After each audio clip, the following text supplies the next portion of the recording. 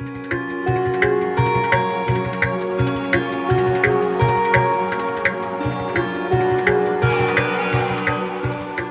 I'm going to share with you a beautiful piece of card magic, and I'm quite sure you are going to like this.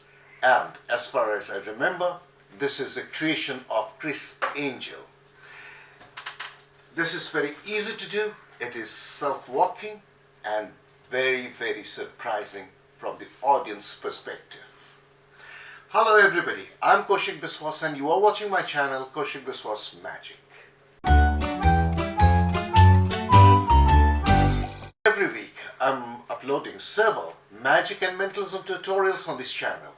So if you still haven't subscribed to my channel, or if you have come for the first time, I'll request you please support me by subscribing my channel.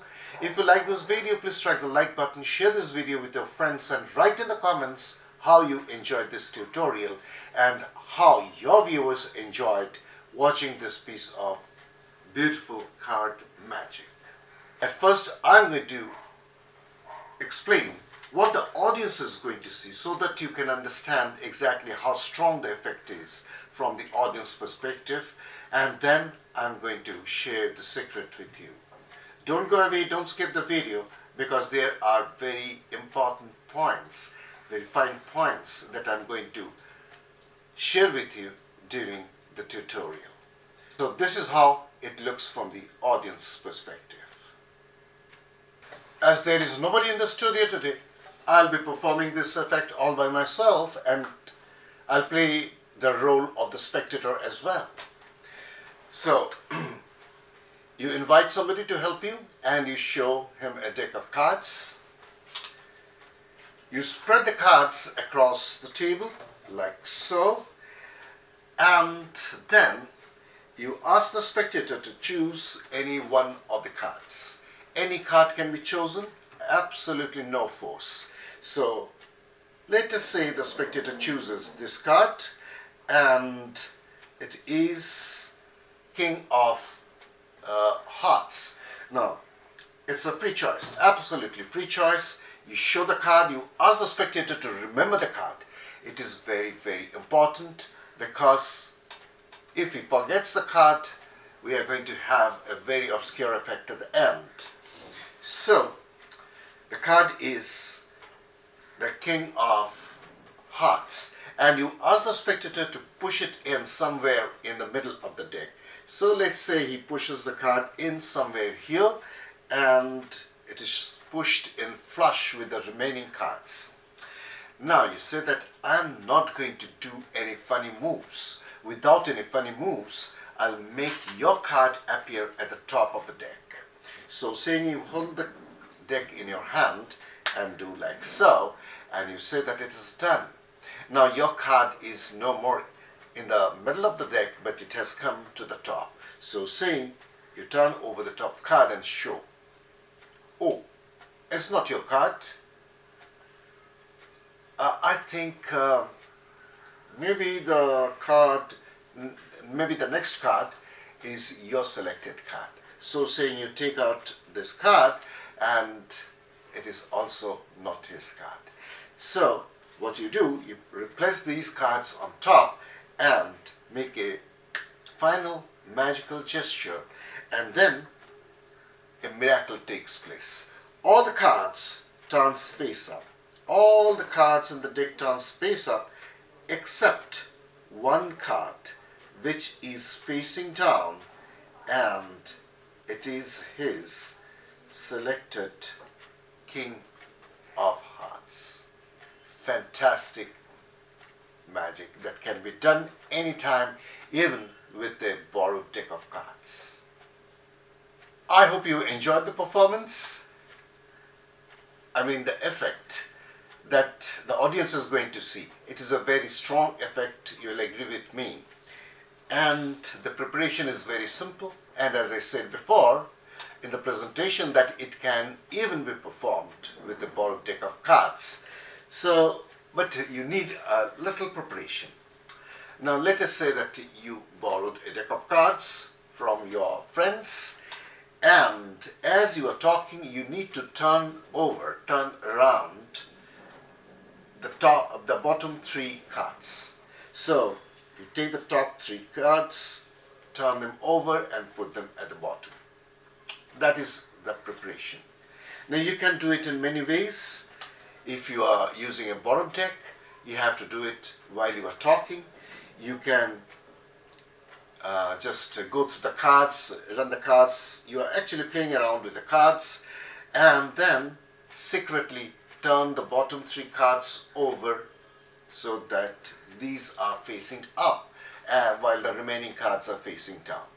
You can do it that way, but if you are using your own deck, you'll get all the time in the world to turn these cards over and put them in the tuck case, and you are ready for your performance. Now, you might have noticed that I have spread the cards initially before I started performance. In order to do that, make sure you spread the top cards, not the bottom cards, because if you spread the bottom cards, the bottom 3 face-up cards will be exposed, and we don't want that. So you just hold the cards like so, and then as you are spreading the cards, just keep your finger on top of the bottom cards so that they don't spread, and you spread the remaining cards, and you do it very casually, and every card is seen to be facing the right way. Now you close the spread, and as in the presentation, you ask any spectator to take any card. Let us say that the spectator selects this card, which is 10 of spades. Now, as they are looking at 10 of spades, or you can just hold it just before the deck, covering the deck from the audience view, you can put all your attention on this card, because this is important and the deck is not important at this point. So you say that, now remember this card, you have to remember this card. As you do that, as you say that, you just turn over your wrist. So the bottom 3 cards are now at the top. So this is how it looks. You say that concentrate on this card. You need to remember this card, because if you forget it, we are going to have a very obscure effect at the end. We don't want that. So they are looking at the card, which is 10 of spades, and now you hold the deck like so, being careful not to expose any of the cards. Now the situation is that the top 3 cards are facing down, while the remaining cards, the remaining deck, is facing up. So you need to hold it very carefully so that the cards do not spread. You ask the spectator to push his card, his selected card, somewhere in the middle. So let us say that he pushes it here. The spectators know that their card is really somewhere in the middle because they have done it themselves. You push it in flush with the remaining cards, and then you say that I'm not going to do any funny moves, no fishy moves at all, but I'm going to make your card appear at the top. So saying, you make some magical gestures and then turn over the top card, which is not their card. The moment they see this card, they'll say that, oh, that is not my card. You say, you act puzzled and say that that is not your card. Well, maybe the second card, the next card is yours. So you make another magical gesture and you turn over the next card, which is also not their card. And they will say that, no, it's not my card. You act puzzled and say, okay, I'll do something else then. So you take these cards, replace them on top, face up. You make some magical gestures like so, and then you start spreading the cards from hand to hand, being careful not to expose the only face down card at the top, other than the selected card which is in the middle. So the situation is like this: the top 2 cards are facing up, the third card is facing down, and the remaining cards are facing up. So you need to push the top card to your right, push a bunch of cards together like so, and then you spread the cards singly from hand to hand and show that only one card is facing down. Only one card is facing down. Dramatically, this card is taken out and shown to be the selected 10 of spades. Now, the cleanup is very important. You already have one of the cards facing down.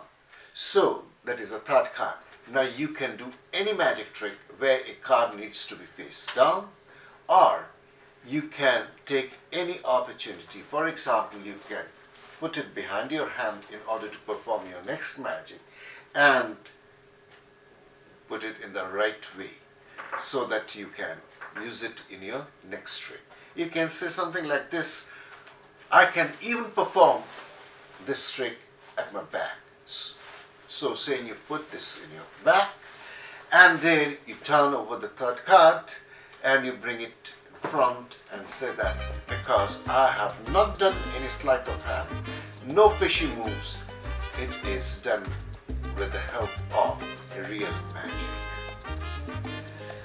So that is it. I hope you liked it.